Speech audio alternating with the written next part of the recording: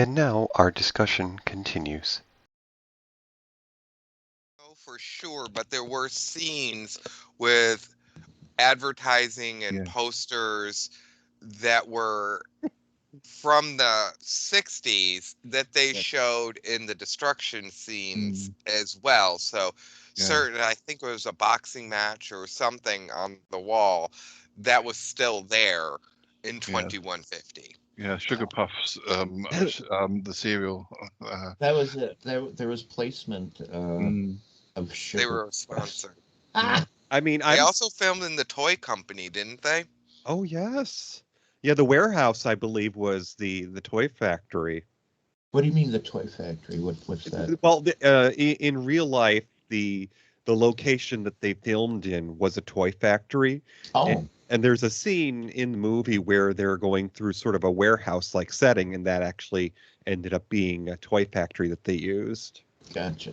I'm actually surprised they didn't do more marketing. In fact, if this were for television, I'm sure that this would have started off with grandfather and Susan sitting down at the breakfast table and her having her bowl of sugar puffs.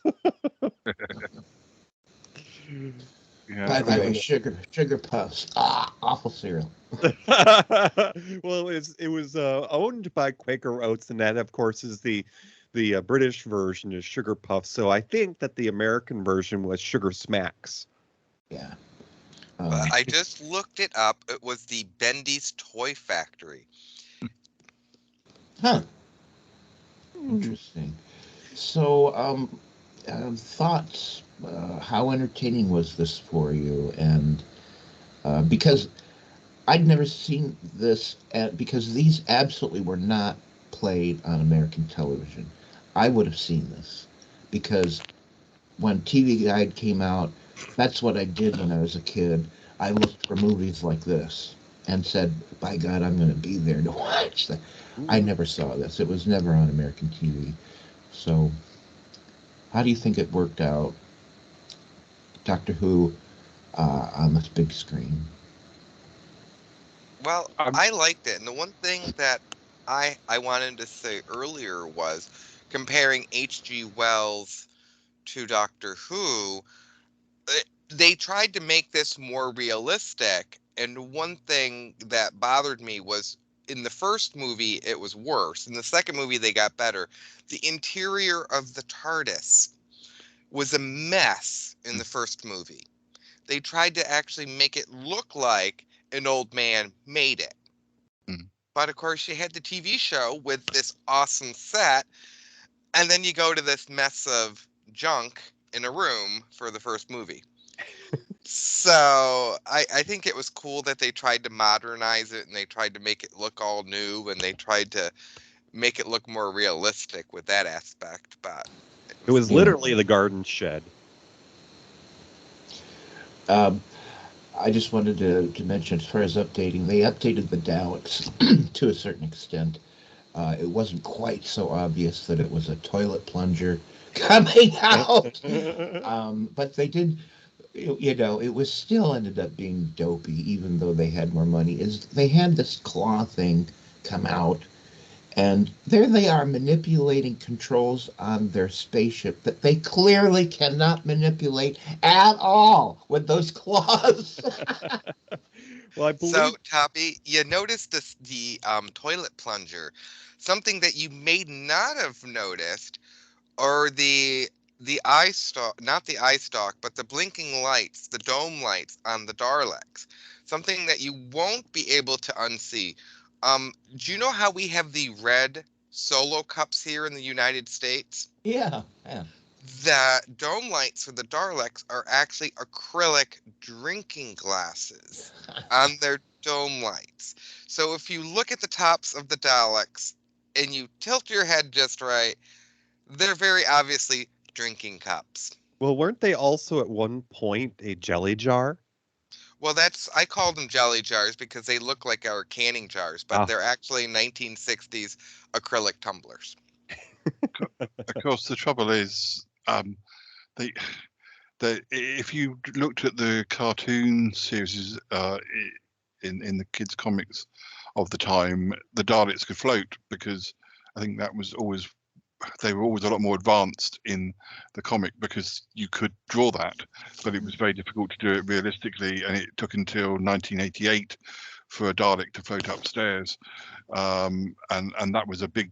I remember that was sort of towards the end of the original run. I remember sort of going to school the next day and sort of with a massive grin on my face because Daleks can go upstairs now, and of course in the new series they've always floated. So it's a little bit more that technology couldn't catch up with the Daleks rather than. One thing they did super well in the movie, the gliding of the Daleks is perfect. You never sense that. Look, I don't know how they did the Daleks. I'm assuming there are people in there. But how did they get them to glide so smoothly? And there's actually some intricate choreography with those robots. But when they move, it looks very artificial. It looks like, it doesn't seem like there's people pushing or pulling or whatever. They did it really well. Hubby and I were discussing that as we watched it, and we just thought to ourselves about the poor people who were inside those contraptions. There were scenes on the sets where you had elevated levels with no railings, and these people just conveniently navigated. And if you had 1 foot astray, you were falling over. Now, I'm assuming there were people in there, but do we know? Do we know for a fact? Oh yeah. How did they move? How did they make these things glide so smoothly? It was like a pedal bike, wasn't it? Okay, that makes sense, I guess. Because if someone's shuffling on their feet, it wouldn't have looked like that. Mm. So it's got to be something like wheels or something. Maybe they just use chairs with wheels on it, and they're sitting in there on chairs, like desk chairs with wheels. Well, while we're on the subject of the Daleks themselves, I know some of the analysis of the actual props behind them is there were differences between the ones used on the TV series and the ones made for these 2 movies. In fact, Hubby can speak to this. I'll let you talk about it. But tracking down which one was in which production. But basically, they decided that the Daleks having flamethrowers would be too violent for theater, so they had to make the interior of the Daleks big enough to have basically a fire extinguisher. Well, they were pretty much the same casings. A company called Shawcroft actually made them. They added more height with the lower bumper. I mean, I don't know the whole story behind it, but it is fascinating to me that a lot of these props that were made, I think there was 18 to 19 of them for this movie, um, they continued on with the series. Just like with what Shayeti said with the one going up and down the stairs. There were movie Daleks in that Remembrance of the Daleks episode. There are people that have watched all of these episodes with them, looked at how the balls are on the skirts and where everything is on the different parts of them, and have literally been able to number them and track them throughout the entire run of the show, which has always fascinated me, that people have watched episodes and could see paint chips or dents or dings carry through the entire length up until the 80s. You're muted, Toppie. I was just going to say that's the kind of information that somehow Billy knows.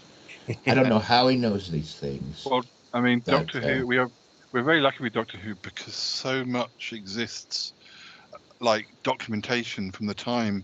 You can literally know when each scene was recorded, at what time of day, what countries bought the show. The paperwork still exists, which is why people can still write books and still uncover new details. Whereas, like when I've talked to you, Toppie, about Dark Shadows, I've just asked quite simple questions, not to you, but just generally. I like, like why does one episode of Dark Shadows is missing? If it was Doctor Who, we'd know there would be explanations for why that one episode. But I've never seen some of those questions I have about some. So some shows just don't have as much paperwork, so much information available, and some Doctor Who we're very lucky. Before I forget, there is a documentary called Dalek Mania that pretty much covers the making of, I think, both movies, and I think it's part of some of the releases, that they've made. They've put that documentary. Anybody seen it? Dalek Mania? Oh, Shayeti is presenting his copies. Well, it's probably. I imagine that Dalek Mania might be on this set, but I'm not sure. I'm not sure because this is quite an old set now. Apparently this movie has been restored. I doubt the version I saw was a restored version. I rented it on YouTube, and I can't believe that was the restored version. Anybody get to see the restored version? Not yet. Didn't get to see it.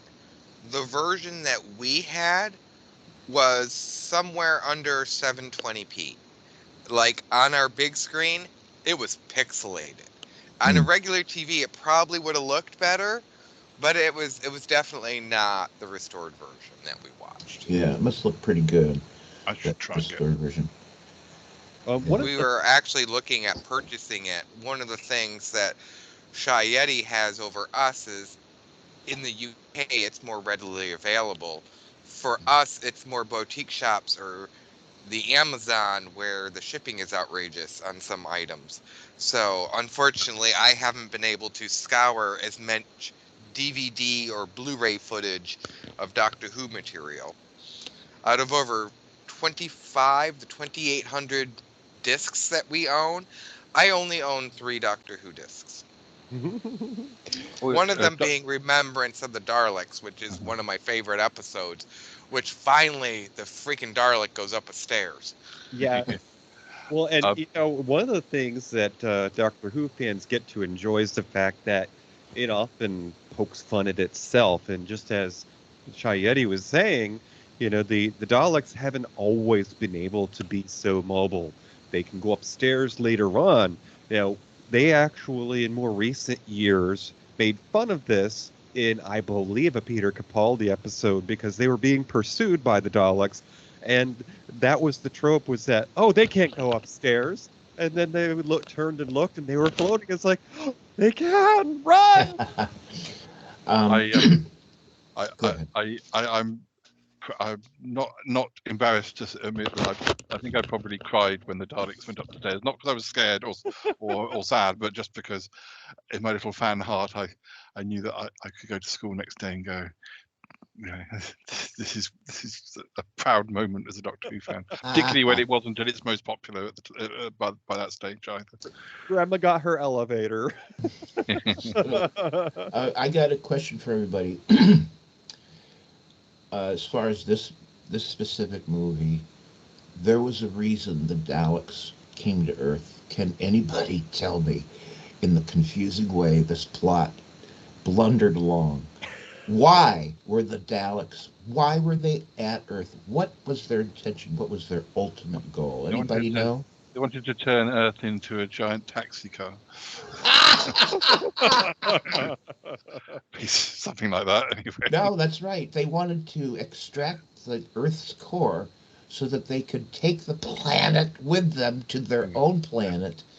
And then I guess they just wanted Earth close at home to them.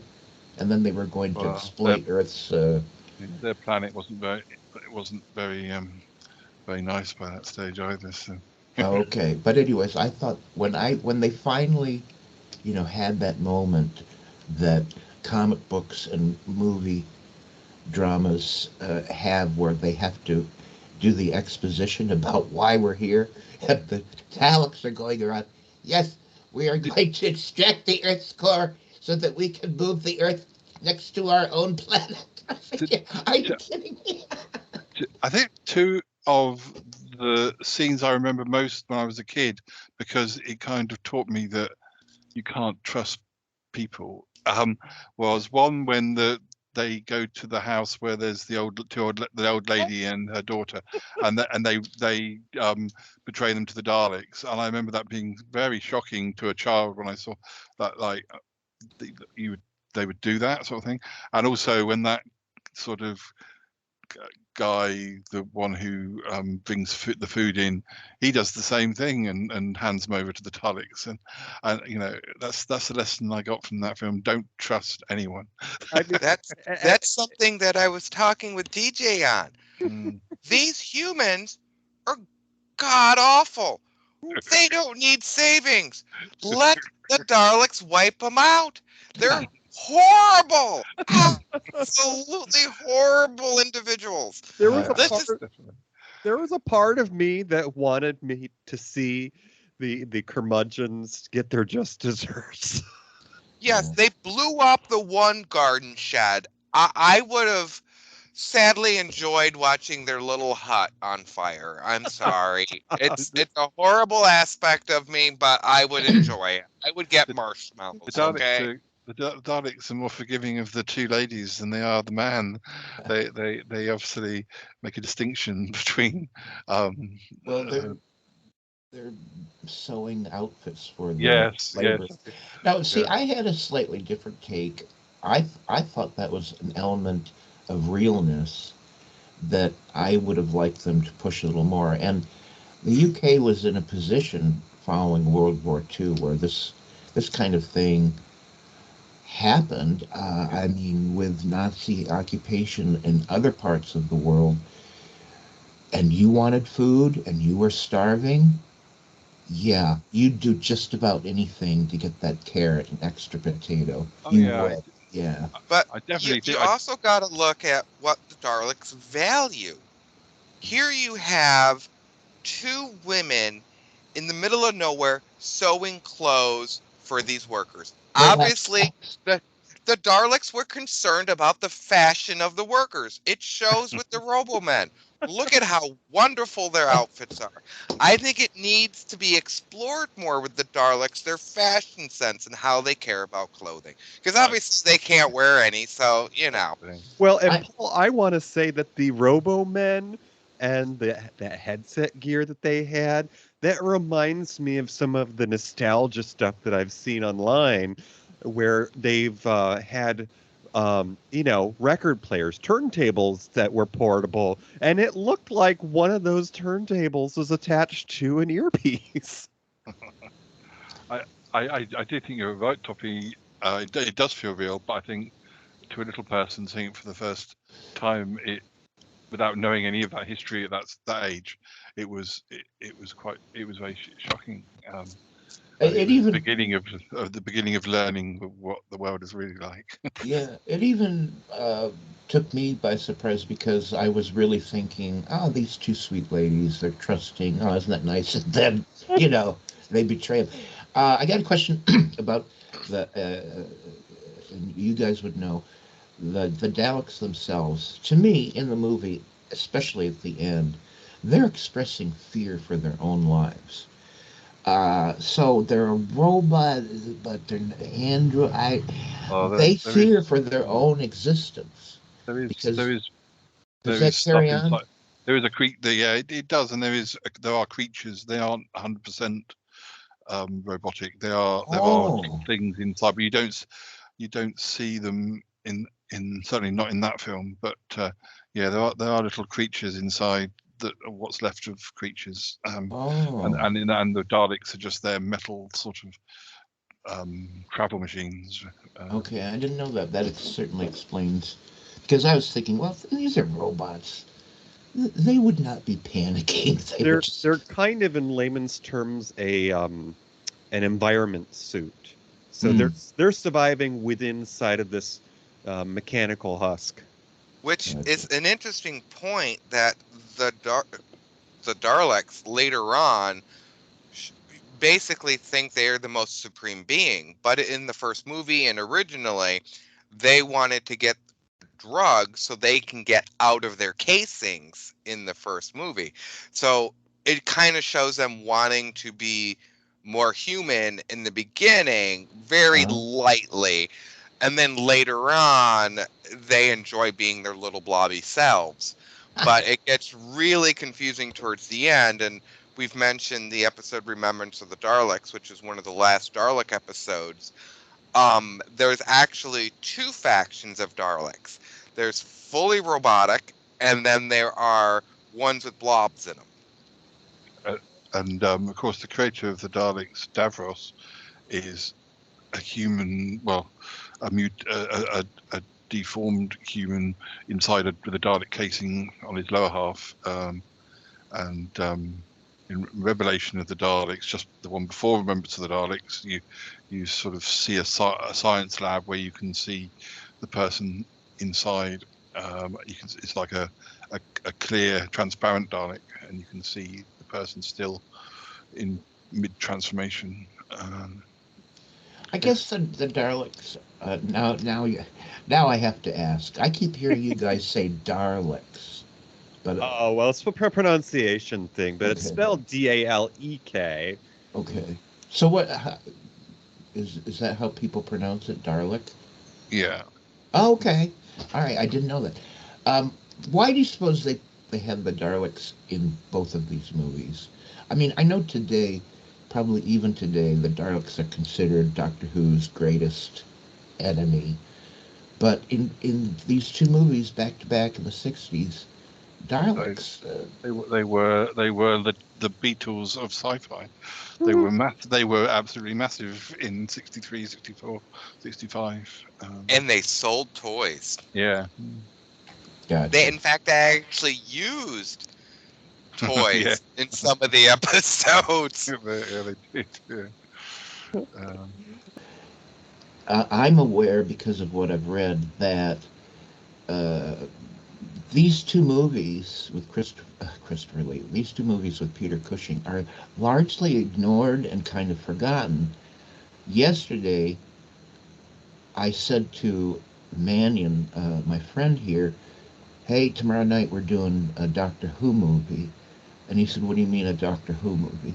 This is a guy that's a huge fan of Doctor Who. He did not know about these two movies. And I just want to ask, why do you think these are forgotten and kind of, like, a lot of fans don't seem to like Peter Cushing in this role? Any thoughts? I don't feel like they're so forgotten with, well, over here for a start, but also my generation, because we kind of, they were our Saturday morning sort of summer holiday fodder. So, but yeah, I mean, there's always that thing, particularly also fans who perhaps have only discovered the show since it came back, and not every fan of the current series has necessarily gone back to the old stories. But yeah, I mean, I think they probably are forgotten by more modern fans. But yeah, certainly my age group, they were definitely part of well, they were some of the most accessible Doctor Who as far as repeats were concerned, because in the 80s they very rarely repeated old Doctor Who, and it didn't start coming out on home video until the late 80s. So I think you're right, because one of the reasons so many American kids became monster kids and sci-fi nerds is because things were repeated on television. And these movies were not. I mean, these never some. If they had been played as much as many other things on TV, old movies, it'd probably be entirely different. But there's no nostalgia for those two movies simply because they're so unknown. I bet they would have made that third film had they known that Doctor Who was still going to be on TV 60 years later. Yeah, for sure. And it should be noted that Peter Cushing actually was no accident to be in these films, because he was at one point considered to be in the lead on the TV series. Uh, okay, now I don't get what you just said. Did you? Peter Cushing auditioned for the role of Doctor Who Oh, on he the TV auditioned. series, and Okay. Hartnell was actually a little off-put by the fact that Peter Cushing was the face of Doctor Who in the films, because Peter Cushing was also a younger man. Hmm. Although he always played older. I think at age 15, Peter Cushing pretty much looks like he does in this movie. Paul, I got another question. And you and I might be the only people who will get this. Uh, do you consider these movies a Doctor Who difference in the way that you and I would look at Dark Shadows, the soap, and then look at House of Dark Shadows, the movie? Because for me, there is the soap, and then there's this movie, and they're very, very different. Would you Yeah, would you say that these two movies are different in that way from the show on TV? yeah, I'd say so. Although in the Dark Shadows movie, it's a lot darker than I guess the Doctor Who movies aren't that they're more sort of a Technicolor version of what you've seen on TV. So they are definitely different, and it's like and you're seeing people who weren't in the TV series playing some characters that were. So it's a bit like seeing an alternate dimension Doctor Who. But whereas with Dark Shadows, it's like gone from sort of being daytime, relatively scary but not gory, to being quite gory and adult. But I guess if they had made the Doctor Who movies, I mean, there's still dead bodies and people getting shot, but there's no blood. But then there was people being shot in the TV series. I think what TV was acceptable for kids in the 60s and 70s and 80s was probably more adult, really, than would be allowed almost even today, sort of thing. Yeah, another thing that I'd like you to talk about briefly, because you and I could probably talk about this aspect forever. But I think this is a thing unto the UK itself and its relationship with their Doctor Who. But talk about the fandom early on and the fanzines and the tape zines and how these clubs were made and how fandom grew. Talk about fandom of Doctor Who in the UK. I think fandom of Doctor Who in the UK sort of begun, I'd say, in the early 70s. I mean, I don't know, if there were smaller groups, but they became more sort of known groups in the 70s, perhaps around the 10th anniversary in 73. But by the time I became, well, obviously I've been a fan since the late 70s, but I didn't really get involved in fandom until the later 80s, perhaps in the last two seasons. It was on TV still. It just wasn't that popular, and the BBC were trying to find a way to get rid of it, but it wasn't that easy for them because they did still have a lot of fans who would sort of protest. And I put an advert in the Doctor Who magazine and got pen pals. I had about 50 pen pals at one point when I was sort of in sixth year or towards, before I went to university in the very late 80s or early 90s.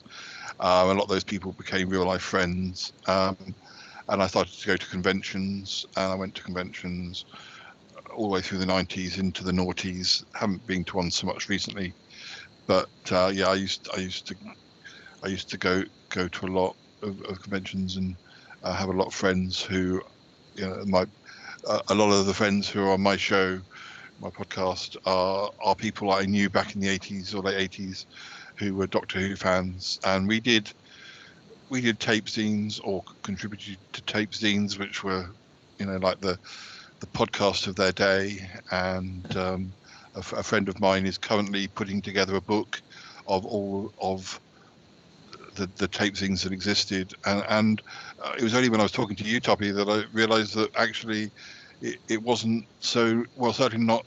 You weren't so aware of tape zines. I just presumed that every sort of franchise that was big would have had tape zines, but maybe it was a particularly UK thing, or perhaps just not. We don't know of many American tape zines, so it would fit with what you said. It wasn't that. But Yeah, just to explain to the audience what is a tape zine and how did you make them? Just briefly. Well, a tape zine would be, you would have done articles, perhaps have different people contribute different aspects, like they may be talking about a particular story that wasn't popular but which they like. But it's audio. Yeah, it's like audio. Tape is in tape cassette. On a C90 or C60, and you would sort of maybe send an advert into one of the Doctor Who magazines that offered that as a service to promote tape zines, often done for free. You probably expect people to send you a blank tape, and the postage, you wouldn't make any money out of it. I mean, partly because of copyright, you probably would have got into trouble if you had, but it was very amateur, sort of homegrown thing. But yeah, that fascinates me because it really is a precursor to the podcast. It's the whole. I mean, I just think that's absolutely fascinating, and that Doctor Who. I mean, it wasn't. It was just a big deal. It was a big deal in the UK. I mean, I've often said I could never have got into Star Wars in such a big way because, for many, many years, all Star Wars was 3 films, and I'm the sort of person who needs 1,200 or so episodes of Dark Shadows. Yeah, that's plenty to explore there. And same with Doctor Who, plenty of, even if the stories didn't exist, pretty much all the stories were novelized, so you could explore the novels. So you were aware of stories you couldn't necessarily see because you'd read these novels. I'm one of those people who I need there to be a lot of material if I'm going to get really into something. Well, that's what I prefer anyway. Yeah, did you, of course, Billy, you, as well as DJ, are both big convention guys. And have you ever been to Doctor Who specific conventions? I was only lucky enough to have one. That is where the Shy Yeti is spoiled, because we had nothing here for Doctor Who. Well, where I lived, we didn't have that much. If you were in New York City or if you were in Los Angeles, there were bigger Doctor Who conventions. But where I was, there really wasn't. So I didn't have a lot of outlet to go to the conventions in the 80s. It did change a little bit later on, but I didn't have that. But I was fortunate enough to see Colin Baker in person, and that was around his Dalek episode airing. In fact, they showed us the episode. But something that Shy Yeti is probably aware of, we were a year or two behind. So we were just beginning the Peter Davidson episodes, and we were shown the Dalek episode with Colin Baker, not knowing what the hell was going on. So, we only got 1 or 2 conventions where I was, specifically. And we had the Doctor Who tour thing. That was cool, too. I had an American pen friend around that time who I think he had a lot more pocket money than I did, because I had a paper round and I could just about scrape by and buy the merchandise. So this is a spirited discussion rounding us up to the 60th anniversary of Doctor Who, and there'll be some episodes this fall with returning actors in their originated roles.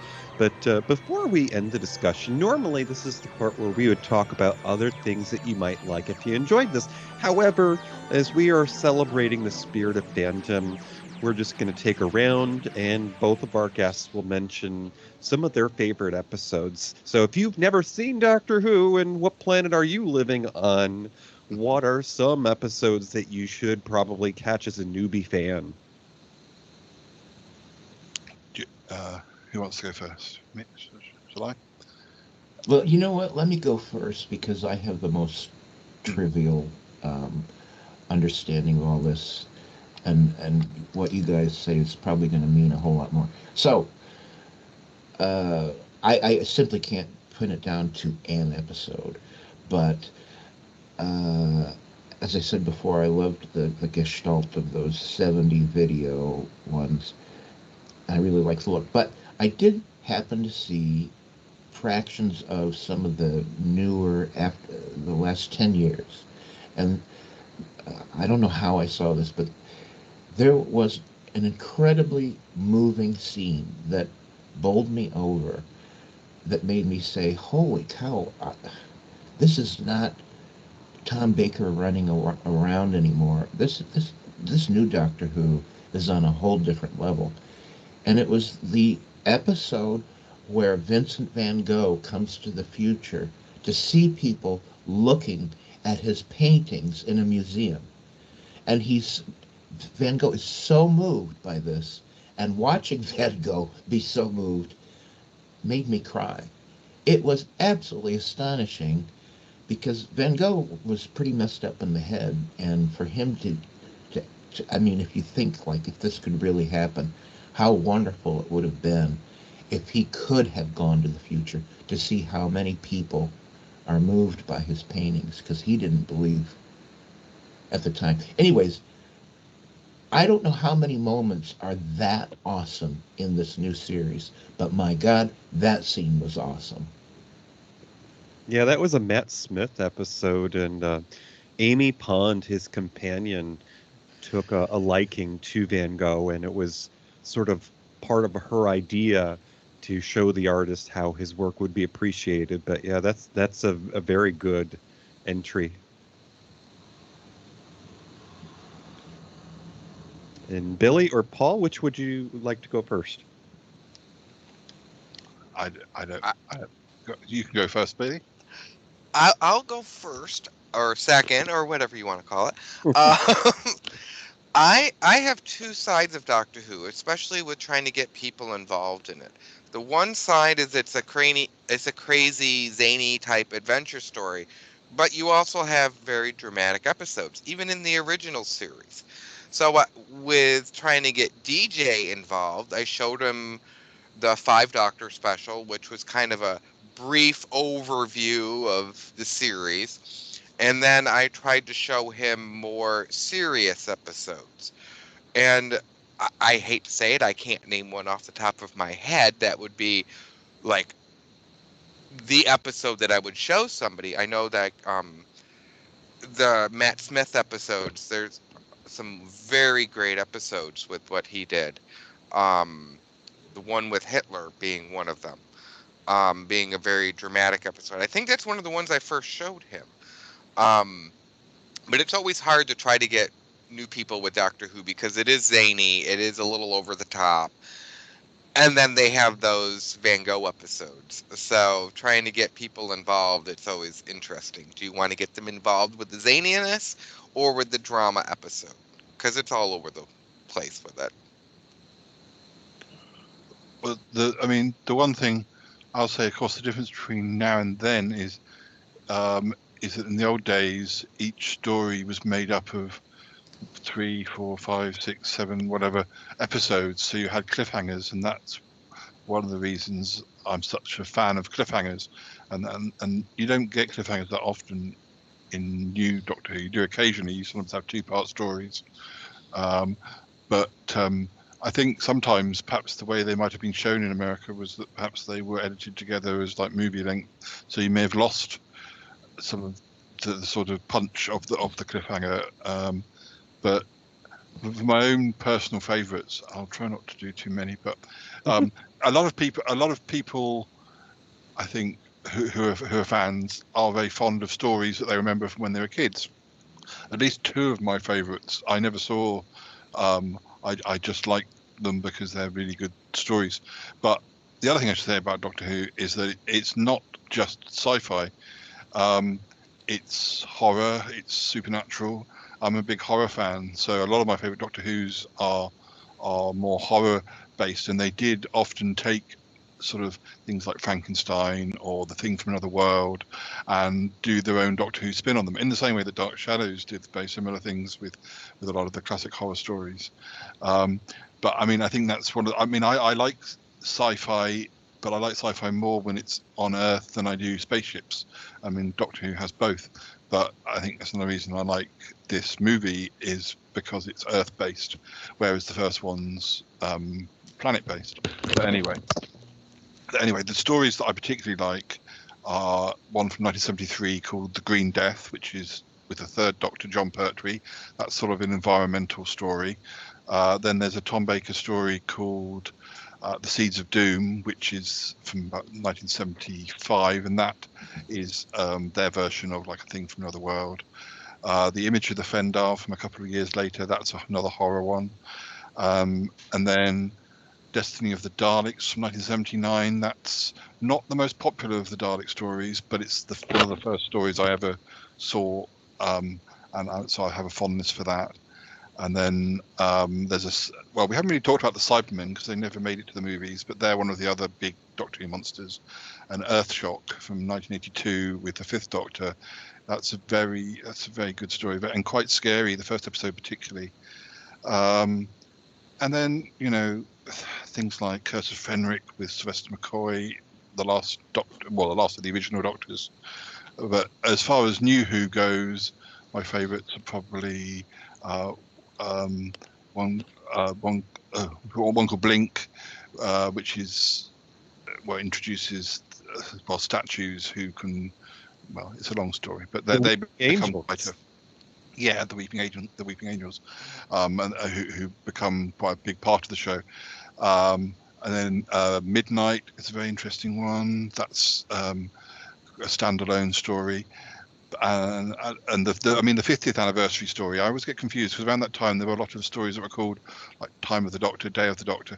I can never remember which one is the 50th anniversary one, but that was a very good one. And more recently, Flux, which was a Jodie Whittaker story, but that was very good because it was different stories, but they were very closely linked, more than just an arc. It was like was it 5 or 6 episodes?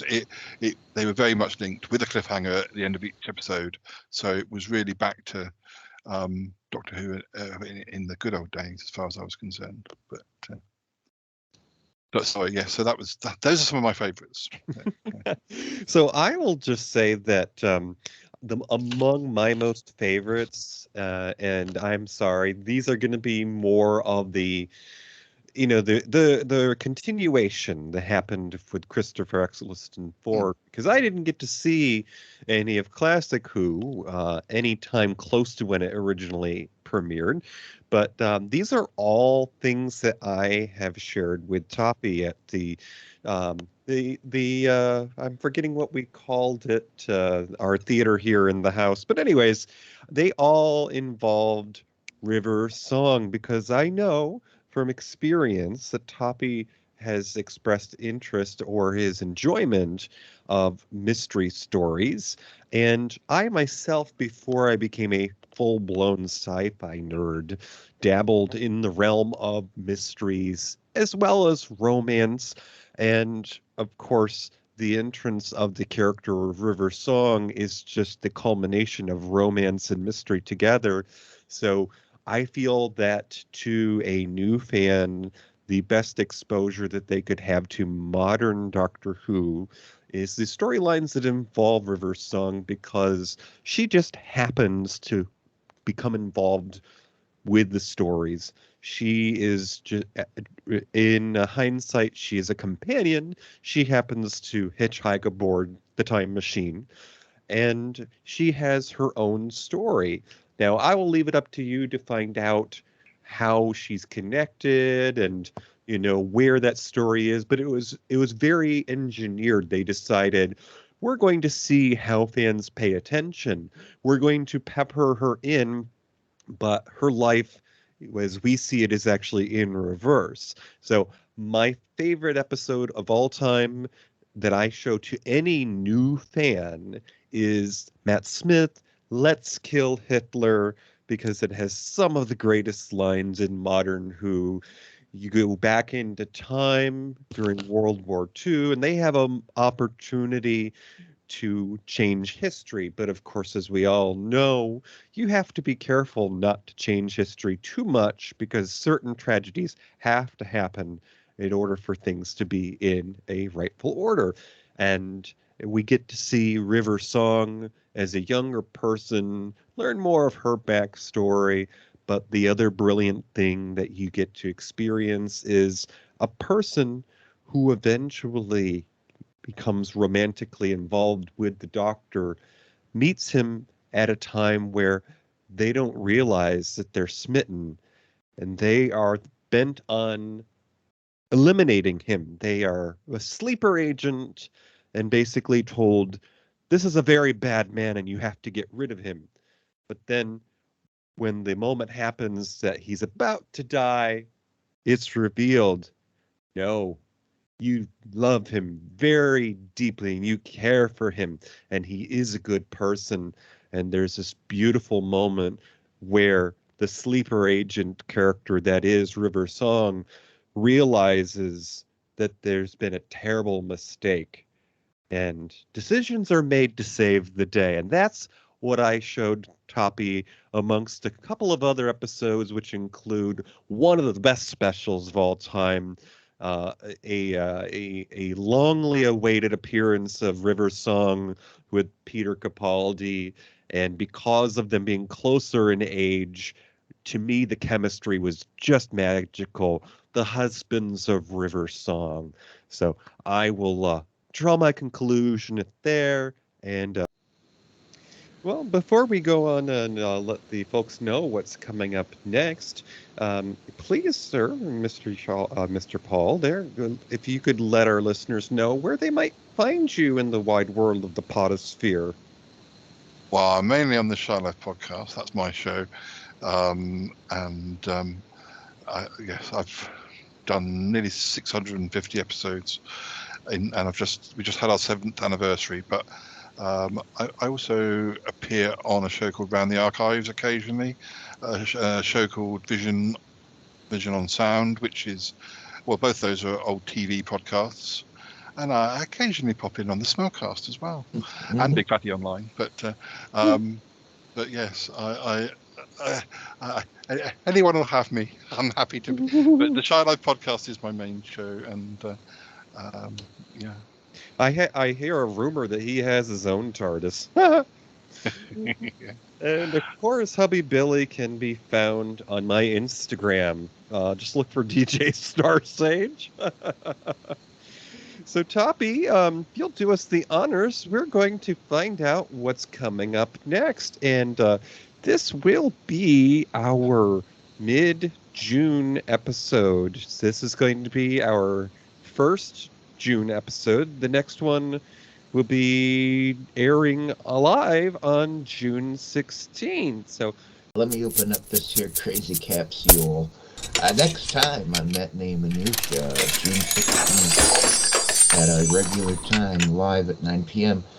It's going to be a mid to late 90s drama, mystery, with a little bit of a sci-fi theme. It stars former 70s child actor in a film by the director of Back to the Future franchise. Dr. Ellie Arroway, after years of searching, finds conclusive radio proof of extraterrestrial intelligence, sending plans for a mysterious machine to Earth. And if that sounds like the novel by Dr. Carl Sagan, you're right. Next time on MatMin Minutia, Contact with Jodie Foster and John Hurt and lots of other people. John Hurt is Dr. Who as well. yes. Thank you for listening to MatMin Minutia. Our show streams live on the first and third Friday of the month. go to matineeminutia.com, click the YouTube icon for live video, enter Discord or chat. You can find our show anywhere you listen to podcasts. Visit our webpage at matineeminutia.com. Tweet us on Twitter at Matinee Minutia. Find our group on Facebook. Have an idea for a show? Or why not let us know how we're doing? Email us at matineeminutia@gmail.com.